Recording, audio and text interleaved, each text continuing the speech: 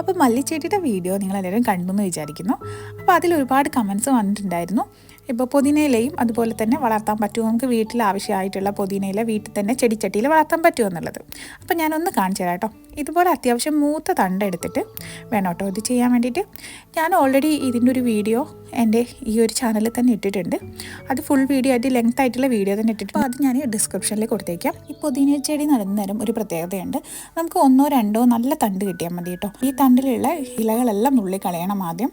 ഇപ്പോൾ ഏറ്റവും മുകളിലായിട്ടുള്ള ഭാഗം 2 ഇലകളൊക്കെ വരുന്നുകൊണ്ടിരിക്കുന്ന ഇലകളുണ്ടാവുമല്ലോ, അത് കളയണ്ട. അല്ലാതെ ബാക്കിയെല്ലാം കളയാം. എന്നിട്ട് ഇതുപോലെ നീണ്ട പാത്രത്തിൽ വെക്കുന്നതായിട്ട് കൂടുതൽ നല്ലത്. നീണ്ട ചെടിച്ചട്ടിയിൽ വെക്കുകയാണെങ്കിൽ നമുക്ക് ആ കിണപ്പിൽ കൂടെ ഒക്കെ തന്നെ ഈ ചെടി വളർന്നു വരും. ഇപ്പോൾ ഞാൻ ഒരുപാട് തവണ ട്രൈ ചെയ്തിട്ടുണ്ട്.